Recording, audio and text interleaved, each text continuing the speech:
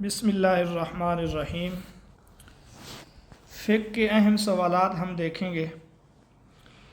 تو سب سے پہلا سوال تو یہ ہے کہ ہمارے نصاب میں جو کتاب شامل ہے وہ اصول الشاشی ہے۔ یہ تقریباً تمام جامعات کے نصاب میں شامل ہے۔ اصول الشاشی اصول فقہ کی کتاب ہے۔ اس کے مصنف کا نام نظام الدین شاشی رحمۃ اللہ علیہ ہے۔ اس کتاب کا ایک نام الخمسین بھی ہے۔ خمسین کا معنی 50، اور اس کتاب کو لکھتے وقت مصنف کی عمر 50 سال تھی۔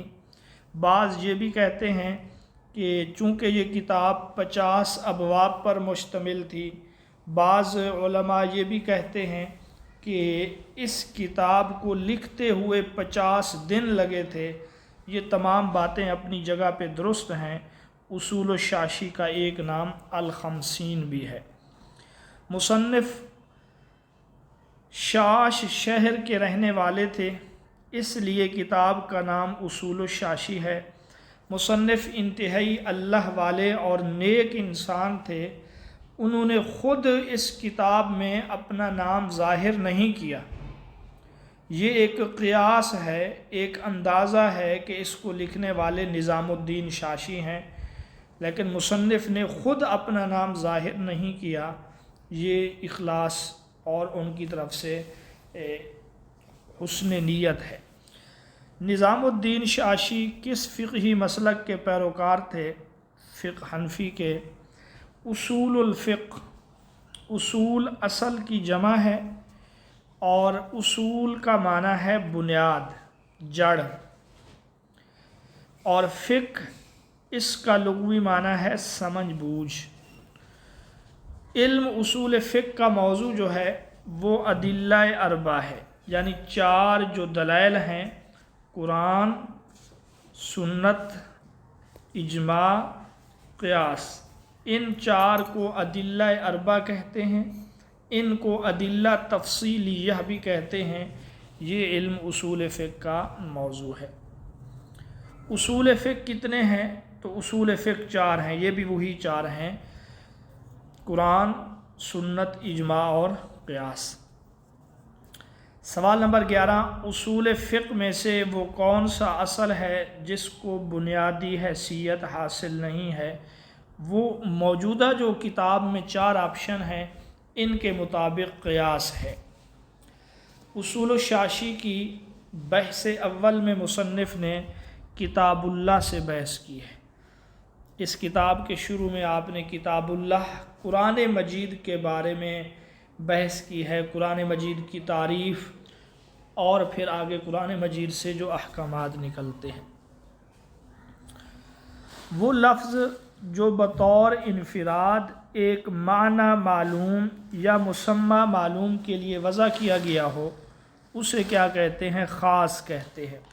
یہ سوال آپ لوگوں کے پیپر میں پہلے آیا ہے کہ اما الخاص لفظ وضع لمعنی معلوم او لمسمى معلوم، کہ خاص وہ لفظ ہے جو کسی معلوم معنی یا کسی معین ذات کے لیے وضع کیا گیا ہو، اس کو خاص کہتے ہیں۔ اور خاص کی جو اقسام ہیں وہ 3 ہیں، آپ سب کو پتہ ہوگا۔ ایک کو کہتے ہیں خاص الفرد، جیسے زید، عمر، بکر، اور دوسری قسم جو ہے خاص النوع ہے۔ خاص النوع میں جیسے رجل عربی میں مرد، اور نساء عورت، یہ خاص النوع ہے۔ مثلا قرآن میں جو ہے نا، یا نساء النبی، اے نبی کی بیویوں، تو اصول فقہ کے لحاظ سے یہ خاص النوع کی مثال بنے گی۔ اور جو تیسری قسم ہے اس کو کہتے ہیں خاص الجنس، جیسے انسان، گھوڑے اور دیگر جو جنس ہیں۔ تو خاص کی 3 قسمیں ہیں۔ سوال نمبر 15 میں ہے، وہ لفظ جو افراد کی ایک جماعت کو شامل ہو اس کو کہتے ہیں عام۔ اس کی مثال جیسے مسلمون۔ اب مسلمون یا مسلمان جو ہے یہ کئی افراد کو شامل ہے، اس میں مرد بھی ہیں، اس میں عورتیں بھی ہیں، بچے بھی ہیں۔ تو اسی طریقے سے کافرون ہے، یہ عام کی مثالیں ہیں۔ دو اور اصطلاحات ہیں مقید، یہ بھی آپ کے پیپر میں سوال آیا تھا مقید کے بارے میں، کہ وہ لفظ جو ایسی ذات پر دلالت کرے جس کے ساتھ کوئی وصف بھی ملحوظ ہو۔ وصف سے مراد جو ہے نا کوئی صفت ہو، کوئی شرط ہو، تو اس کو کیا کہیں گے؟ اس کو مقید کہیں گے۔ مثلا اس کی مثال جو ہے عبد مؤمن، عبد کہتے ہیں غلام کو۔ اب یہ کوئی بھی غلام ہو سکتا ہے، مطلق ہے، لیکن جب اس کے ساتھ صفت ہو کہ مومن غلام، تو اس صورت میں اس کو ہم مقید کہیں گے۔ مثلا قرآن میں ہے راقبہ، راقبہ یہ مطلق کی مثال ہے، کوئی بھی گردن، لیکن جب اس کے ساتھ ہو راقبہ مؤمنہ، مومن، تو اس صورت میں اس کو ہم مقید سمجھیں گے۔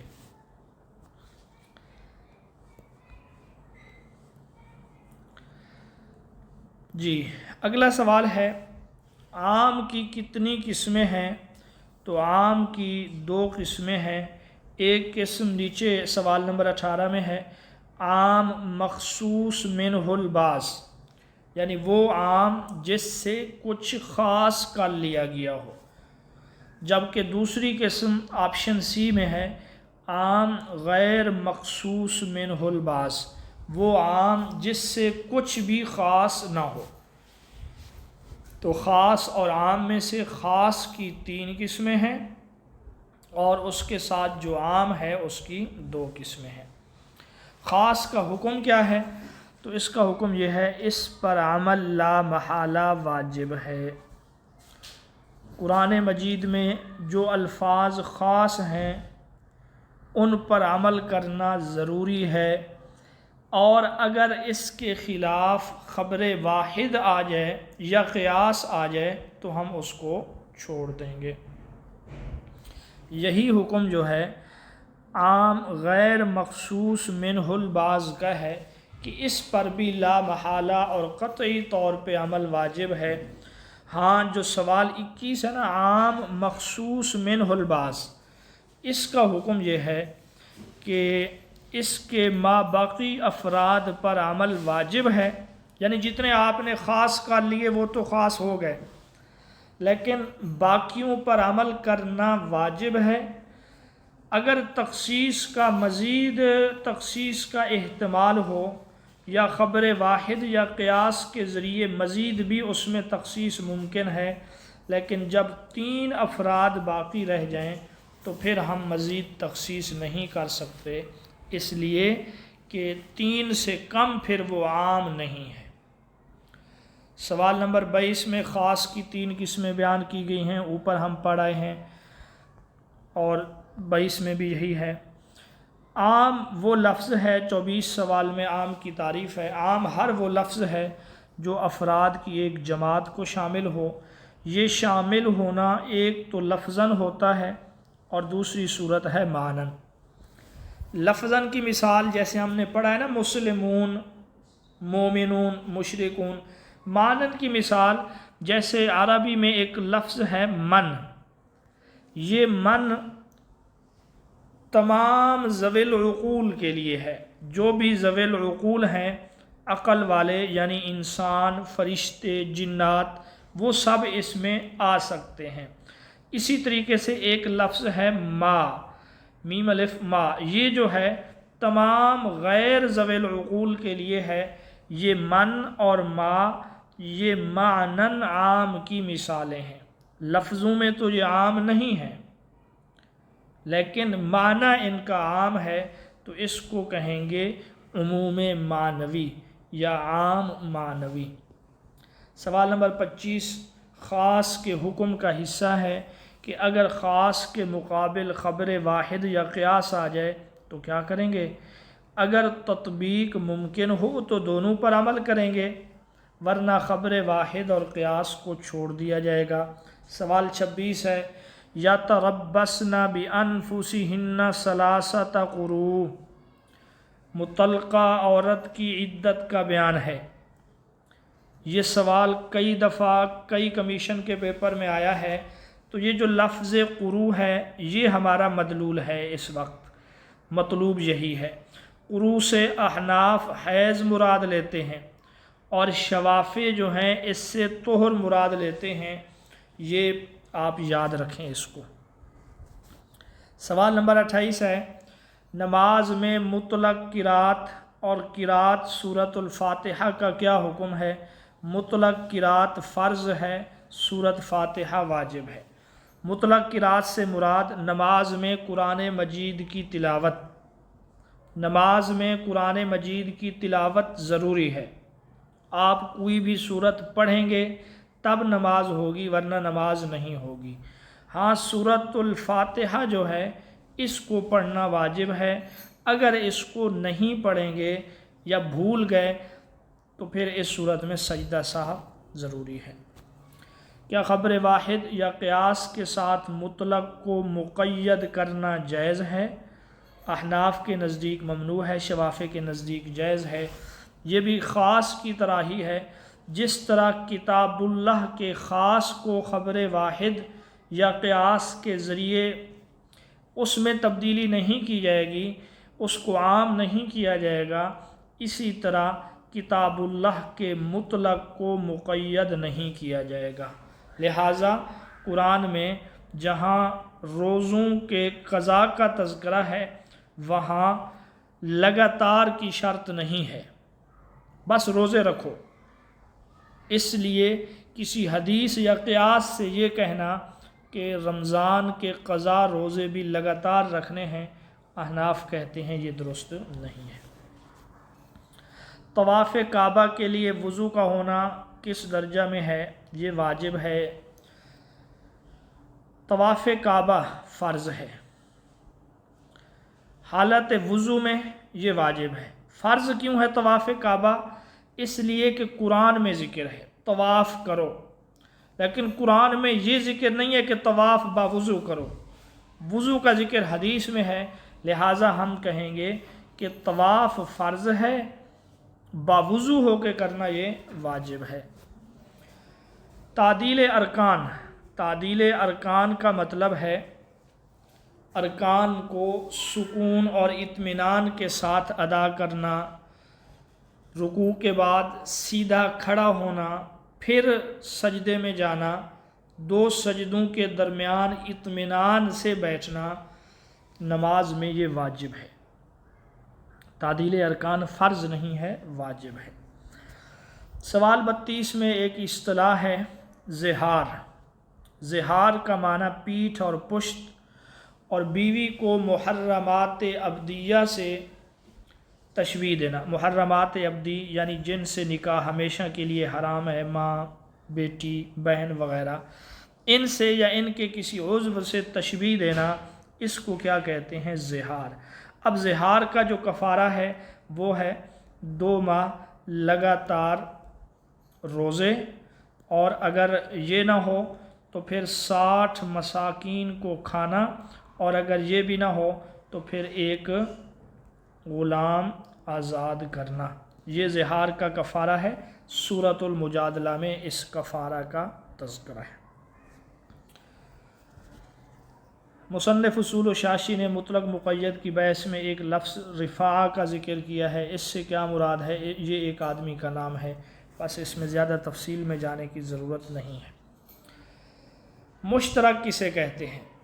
اگر کوئی لفظ 2 یا 2 سے زائد ایسے معنوں کے لیے موضوع ہو جو باعتبار حقیقت مختلف ہوں اور معنوں میں سے کسی کو ترجیح نہ ہو تو اس کو مشترک کہتے ہیں۔ مثلا عربی میں ایک لفظ ہے مشتری۔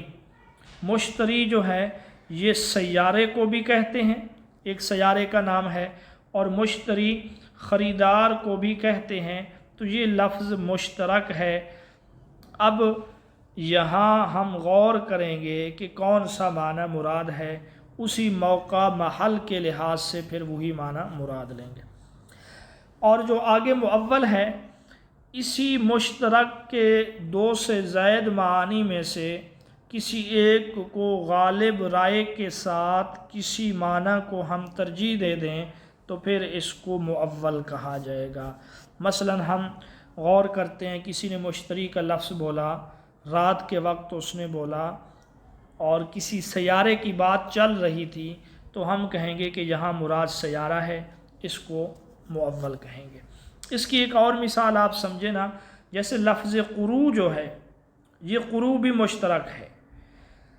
امام شافعی رحمۃ اللہ علیہ غور و فکر کے بعد اس کا معنی طہر مراد لیتے ہیں، اور امام ابو حنیفہ دوسرا معنی مراد لیتے ہیں، تو اس کو مشترک، اور جب ایک معنی متعین ہو جائے اس کو مؤول کہیں گے۔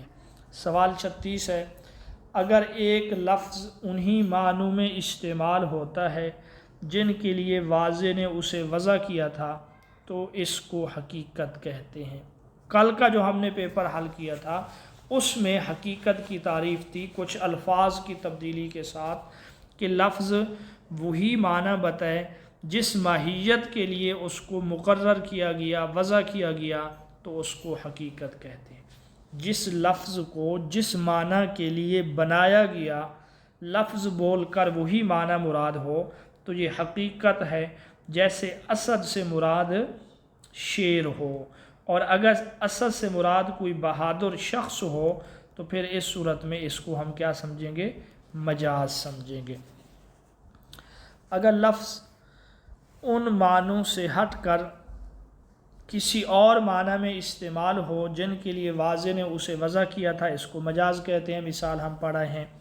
سوال 38 ہے، اگر مشترک کے بعض معانی خود متکلم سے راجع ہو جائیں تو اس کو کہیں گے مفسر۔ اس کو ذرا سمجھیں آپ۔ مثلا میں نے ایک لفظ بولا، میں نے بولا مشتری۔ اب میرے لفظ میں دو احتمال ہیں کہ مشتری سے مراد خریدار ہے یا مشتری سے مراد سیارہ ہے۔ آپ لوگ غور و فکر کر کے یہ کہیں کہ آپ یہ مراد لے رہے ہیں یا آپ نے یہ مراد لیا تھا، یہ ہے مؤول، کیونکہ ممکن ہے میں نے وہ مراد نہ لیا ہو جو آپ سمجھ رہے ہیں۔ لیکن اگر میں خود کہہ دوں کہ میں اس سے مراد جو ہے خریدار لے رہا ہوں، اب یہ مفسر ہے، میں نے خود اس کی وضاحت کر دی ہے، تو یہ مطلب ہے کہ خود متکلم یعنی جس آدمی نے مشترک لفظ کو بولا ہے وہ خود اس کی وضاحت کر دے کہ بھائی میری مراد اس سے یہ ہے، تو پھر اس صورت میں اس کو مؤول نہیں کہیں گے بلکہ اس کو مفسر کہیں گے۔ مؤول تب کہیں گے جب متکلم کے علاوہ دیگر لوگ اس کے معنی کو متعین کرنے کی کوشش کریں۔ مشترک کا کیا حکم ہے؟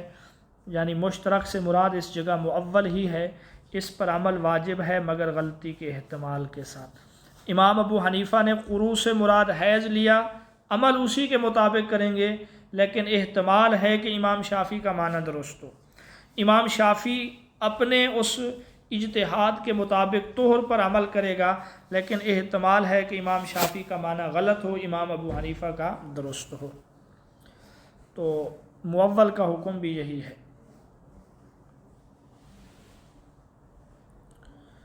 اچھا، مشترک کا جو حکم ہے وہ یہی ہے کہ سب سے پہلے ہم غور کریں گے یہاں کون سے معانی ہیں، غور کرنے کے بعد جب ایک معنی کو ہم متعین کر دیں گے پھر دوسرے معنی ساقط ہو جائیں گے۔ مفسر کا کیا حکم ہے؟ مفسر کا حکم یہ ہے کہ اس پر یقیناً عمل واجب ہوگا، کیونکہ جب متکلم نے خود وضاحت کر دی ہے تو پھر تو مزید گنجائش ہی باقی نہیں، اس پر عمل کرنا ضروری ہے۔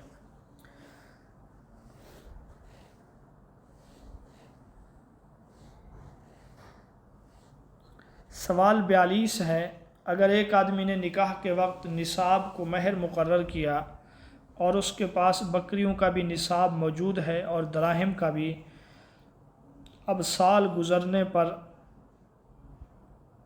کون سا نصاب مہر سمجھا جائے گا اور کس پر جو ہے زکوٰۃ مقرر ہوگی؟ تو دراہم کے نصاب کو مہر سمجھا جائے گا اور بکریوں کے نصاب پر زکوٰۃ ہوگی، کیونکہ عام طور پہ حق مہر جو ہے وہ پیسوں میں دیتے ہیں، روپے میں دیتے ہیں، لہٰذا وہ جتنا پیسہ ہے جس پر زکوٰۃ لاگو ہے وہ تو ہم سمجھیں گے کہ یہ اس کا ہے ہی نہیں، یہ اس کو مہر میں دینے کا وعدہ کر چکا تھا، ہاں اس کے پاس بکریاں وغیرہ موجود ہیں اور وہ بھی 40 کی تعداد میں ہیں، لہٰذا بکریوں پر وہ زکوٰۃ دے گا۔ سوال نمبر 43 ہے، وضع القدم کا مجازی معنی کیا ہوگا؟ بھئی وضع القدم یہ عربی کا لفظ ہے، اس کا معنی ہے قدم رکھنا۔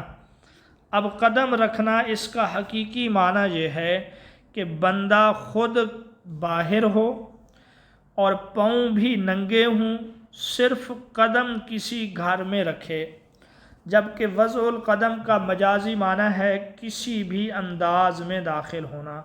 جیسے ہم کہتے ہیں نا کہ ہم آپ کے گھر میں قدم نہیں رکھیں گے، اس کا حقیقی معنی تو یہ ہے کہ ہم باہر ہوں گے اور ایک قدم جس میں جوتے وغیرہ بھی نہیں ہوں گے، جبکہ مجازی معنی یہ ہے کہ کسی بھی طرح داخل نہیں ہوں گے۔ حقیقت کی کتنی قسمیں ہیں؟ 3۔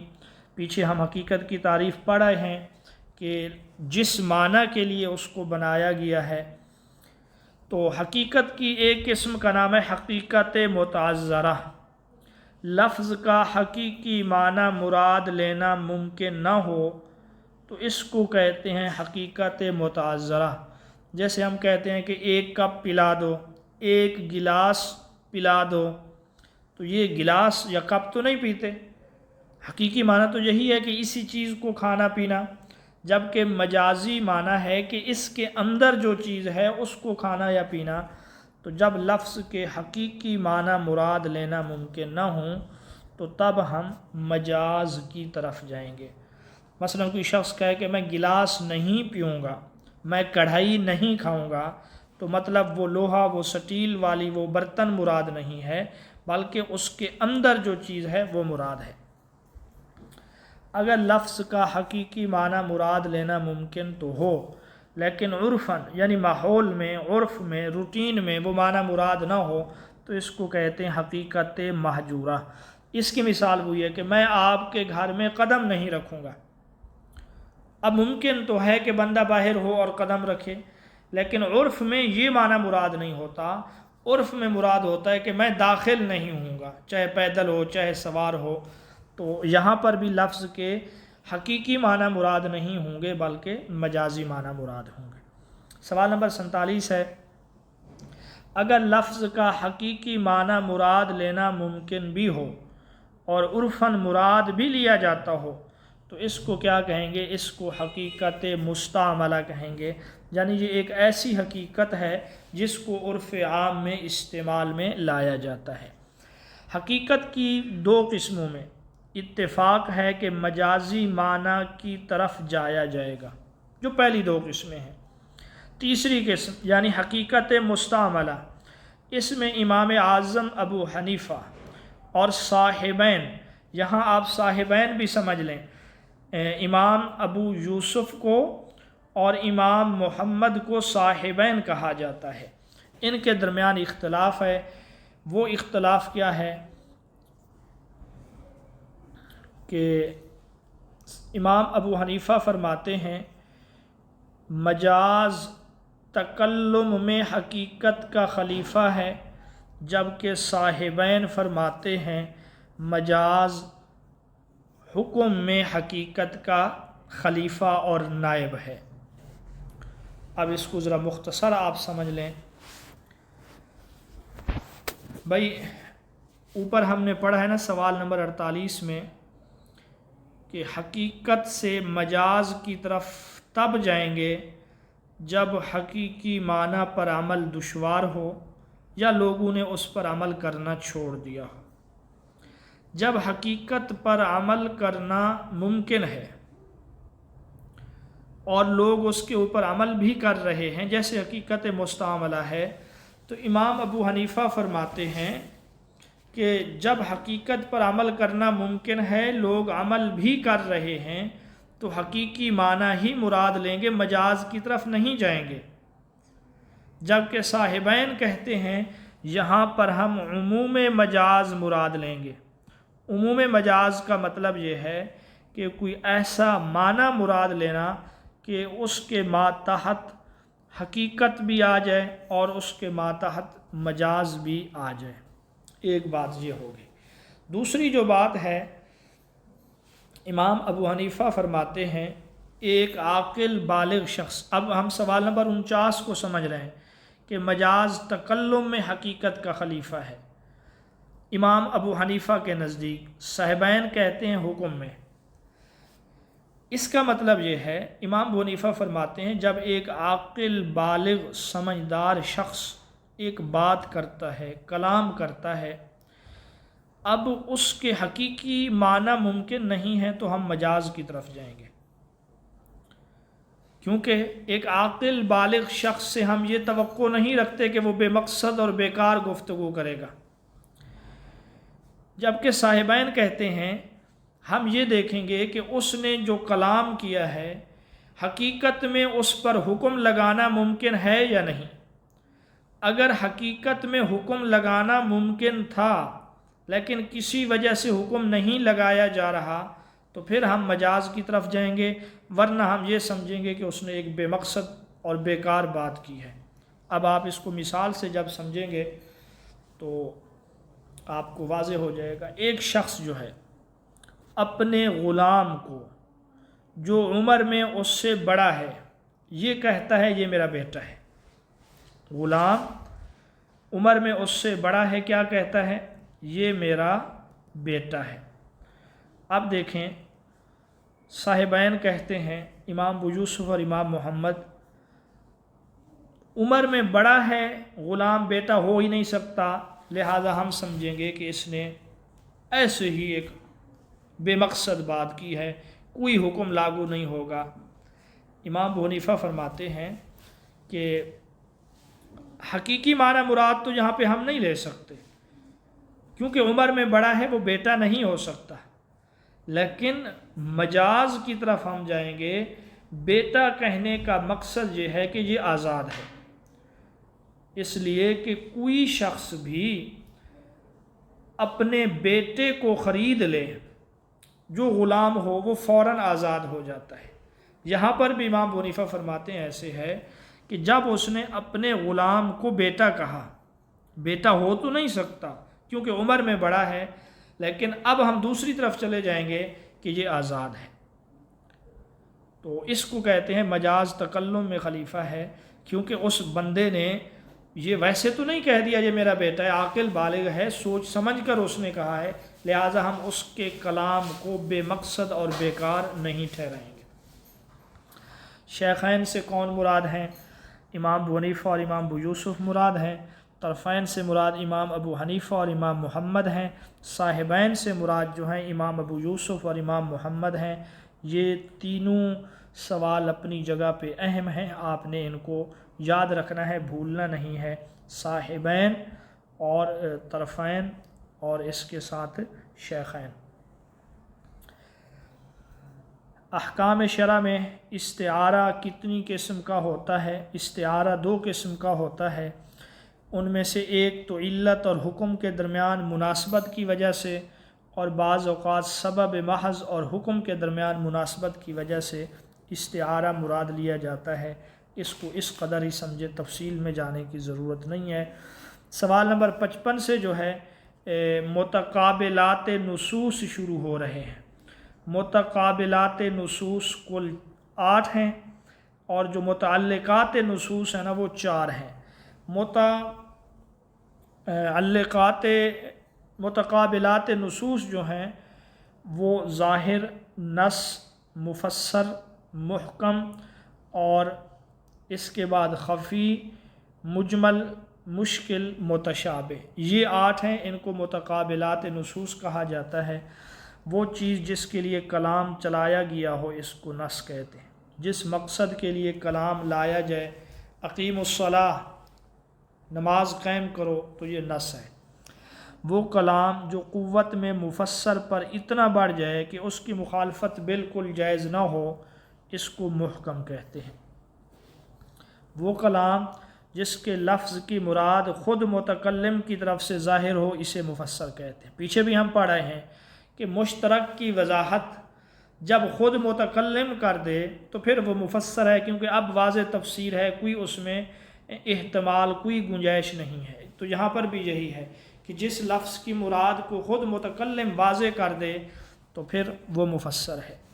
وہ کلام جس کی مراد سنتے ہی مخاطب کو بغیر تأمل کے معلوم ہو جائے اس کو ظاہر کہتے ہیں۔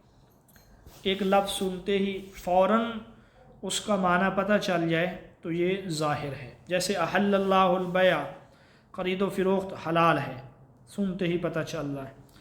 وہ کلام جو کئی معانی کا احتمال رکھتا ہو، یہاں تک کہ جب تک متکلم خود واضح نہ کرے اس کی مراد واضح نہ ہو تو اس کو مجمل کہتے ہیں۔ دیکھیں، مفسر اور مجمل جو ہیں یہ آپس میں مد مقابل ہیں۔ اگر ہم اوپر سوال نمبر 57 میں مفسر کی تعریف دیکھیں، وہاں پر بھی متکلم کا لفظ آ رہا ہے، اور اگر ہم سوال نمبر 59 میں مجمل کی تعریف دیکھیں وہاں پر بھی متکلم کا لفظ آ رہا ہے۔ ایک لفظ کی وضاحت متکلم نے خود کر دی ہے تو اس کو کہیں گے مفسر، اور ایک لفظ ایسا ہے جب تک متکلم خود اس کی وضاحت نہ کرے، اس کی وضاحت ممکن نہ ہو تو اس کو کہیں گے مجمل۔ تو مجھے امید ہے کہ آپ مفسر اور مجمل میں تضاد کو بھی سمجھ چکے ہوں گے۔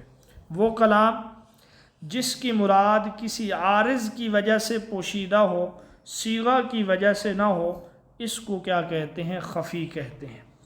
آپ جو ہے سوال نمبر 58 اور 60 کو دوبارہ غور سے دیکھیں تو آپ کو پتہ چل جائے گا کہ ظاہر اور خفی جو ہیں یہ آپس میں ایک دوسرے کے مد مقابل ہیں، کیونکہ 58 سوال میں ہے کہ وہ کلام جس کی مراد سنتے ہی مخاطب کو معلوم ہو جائے، کوئی اس میں دقت نہ ہو، جبکہ 60 میں کیا ہے؟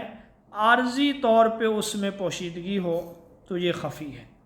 تو وہاں کوئی عارضی دقت بھی نہیں ہے، لیکن یہاں عارضی دقت ہے، اس وجہ سے اس کو خفی کہیں گے، اس کو ظاہر کہیں گے۔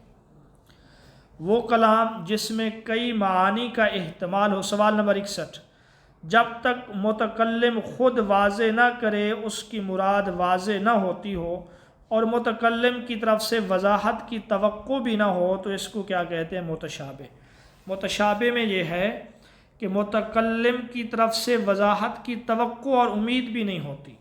اب آپ جو ہیں اس سوال کو دوبارہ دیکھیں، سوال نمبر 56 اور 61 کو۔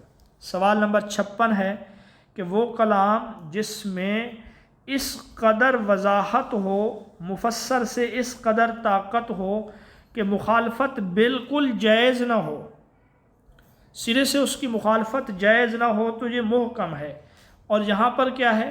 سرے سے وضاحت کی توقع ہی نہیں ہے، وہاں اس قدر وضاحت ہے کہ مخالفت ہی درست نہیں ہے، یہاں اس قدر پوشیدگی ہے کہ توقع اور امید ہی نہیں ہے کہ اس کو دور کیا جا سکے، تو اس کو متشابہ کہیں گے۔ تو متشابہ اور محکم جو ہیں یہ ایک دوسرے کے متضاد ہیں۔ سوال نمبر 62 ہے وہ کلام جس کی حقیقت مخاطب پر اس قدر پوشیدہ ہو کہ وہ اپنے ہم معنی کلاموں میں داخل ہو گیا ہو، اس کی مراد طلب پھر تأمل کے بغیر واضح نہ ہو، اس کو مشکل کہتے ہیں۔ مشکل میں یہ ہے سب سے پہلے ہم طلب کریں گے، تلاش کریں گے، پھر غور و فکر کریں گے۔ مثلا ایک شخص جو ہے اپنے ہم شکلوں سے کیا ہو جائے؟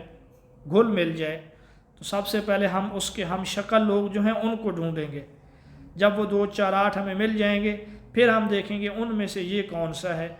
تو سوال نمبر 63 سے پھر انہیں بتلایا ہوا ہے ظاہر کی ضد خفی ہے، نص کی ضد مشکل ہے، مفسر کی ضد جو ہے مجمل ہے، محکم کی ضد متشابہ ہے، یہ آپ تفصیل سے اوپر پڑھا ہے۔ سوال نمبر 67 ہے کتنی چیزیں ہیں جن کے ذریعے لفظ کے حقیقی معنی کو چھوڑ دیا جاتا ہے؟ 5 مقامات ہیں لفظ کے حقیقی معنی کو چھوڑ دیا جاتا ہے، لفظ کا مجازی معنی مراد ہوگا، بس آپ یہاں اس قدر یاد رکھیں 5 مقامات پر لفظ کا حقیقی معنی چھوڑ دیا جاتا ہے۔ سوال نمبر 68 سے جو ہے متعلقات نصوص کا تذکرہ ہے، آپ کے پیپر میں سوال آ چکا ہے متعلقات نصوص کتنے ہیں؟ تو جواب ہے 4، ان میں سے ایک عبارت النص ہے، دوسرے نمبر پہ اشارہ ہے، پھر دلالت النص ہے، پھر اقتضاء النص ہے۔ سب سے پہلے ہم 68 میں دیکھیں گے دلالت النص بالکل واضح ہے، وہ چیز جس میں حکم منصوص علیہ کی علت ہونا لغتاً معلوم ہو، اجتہاد و استنباط کا بالکل دخل نہ ہو، اس کو دلالت النص کہتے ہیں۔ بھئی الفاظ ذرا مشکل ہیں، آسانی سے آپ یوں سمجھیں کہ کوئی حکم جو ہے اس حکم کی وجہ اور علت محض زبان سمجھنے کی وجہ سے سمجھ میں آ جائے بغیر کسی اجتہاد اور استنباط کے، اس کو دلالت النص کہتے ہیں۔ مثلا ایک حکم ہے والدین کو اف نہ کہو، اب اس حکم کی علت کیا ہے، وجہ کیا ہے، کیوں اف نہ کہیں؟ اس لیے کہ والدین کو تکلیف ہے، اس میں ان کو تکلیف ہوتی ہے، تو ہر شخص اس سے سمجھ سکتا ہے کہ والدین کو ایذا دینا، مارنا پیٹنا، گالی دینا وہ بھی ناجائز ہے، لہٰذا اس کو کیا کہیں گے؟ دلالت النص۔ مسجد میں نہ تھوکو،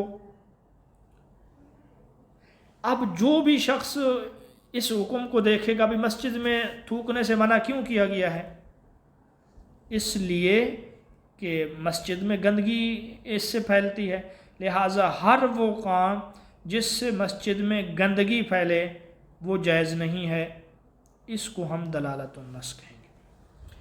وہ چیز جس کے لیے اب اس میں کوئی اجتہاد کی ضرورت نہیں ہے کہ کوئی مجتہد آ کے اجتہاد کرے اور اجتہاد سے آ کے کہے کہ یہ چیزیں جائز نہیں ہیں، کیونکہ ہر شخص جو ان الفاظ کا معنی اور مفہوم سمجھے گا وہ اس نتیجے پر پہنچے گا مسجد میں تھوکنے سے منع اس لیے کیا گیا ہے کہ اس سے مسجد کو گندا کیا جاتا ہے، مسجد میں گندگی پھیلتی ہے، ہر وہ چیز جو اس طریقے سے ہو وہ منع ہے، ہر وہ چیز جس سے والدین کو تکلیف ہو وہ منع ہے، اس لیے کہ اس میں والدین کو تکلیف ہے اور ایذا ہے۔ اب یہاں کسی مجتہد کے اجتہاد کی ضرورت نہیں ہوتی۔ سوال نمبر 69 ہے وہ چیز جس کے لیے کلام چلایا جائے اور قصداً کلام کی مراد بھی وہی ہو، اس کو عبارت النص کہتے ہیں۔ جس مقصد کے لیے ارادتاً کوئی کلام لایا جائے، مثلا نماز قائم کرو، زکوٰۃ ادا کرو، اسی طریقے سے سود حرام ہے، یہ وہ نصوص ہیں جو اسی مقصد کے لیے اللہ نے نازل کی ہیں، تو اس کو عبارت النص کہیں۔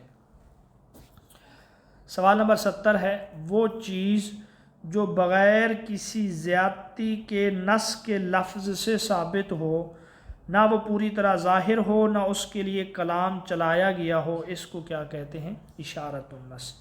یہاں نص میں کوئی زیادتی نہیں ہوتی، اضافہ نہیں ہوتا اس میں، اور وہ نص کے اشارے سے بات سمجھ میں آ جائے تو اس چیز کو کیا کہتے ہیں؟ اشارت النص۔ مثلا اس کی مثال جیسے للفقراء المہاجرین، مہاجرین کو فقراء کہا گیا، فقراء فقیر وہ ہے جس کے پاس کچھ نہ ہو۔ اب اس سے جو مہاجر تھے مکہ میں ان کا مال تھا، ان کی وہاں جائیدادیں تھیں، لیکن اللہ نے ان کو فقراء کہا۔ جب ان کو فقراء کہا گویا کہ مکہ میں ان کی جو چیزیں تھیں وہ کفار کے قبضے میں چلی گئی ہیں، تو کافر ان کے مالک ہو چکے ہیں۔ نص پر ایسی زیادتی جس کے بغیر نص کا معنی متحقق نہ ہو، یعنی نص کا معنی درست نہ ہو، اس کو کہتے ہیں اقتضاء النص۔ جیسے قرآن میں ہے وَاسْأَلِ الْقَرْيَةَ، اس کا معنی ہے بستی سے سوال کرو، بستی سے تو کوئی سوال نہیں کرتا، تو ہم مانیں گے درمیان میں محذوف ہے ایک لفظ، نص کا تقاضا ہے، ان الفاظ کا تقاضا ہے کہ یہاں محذوف مانا جائے اہل کو۔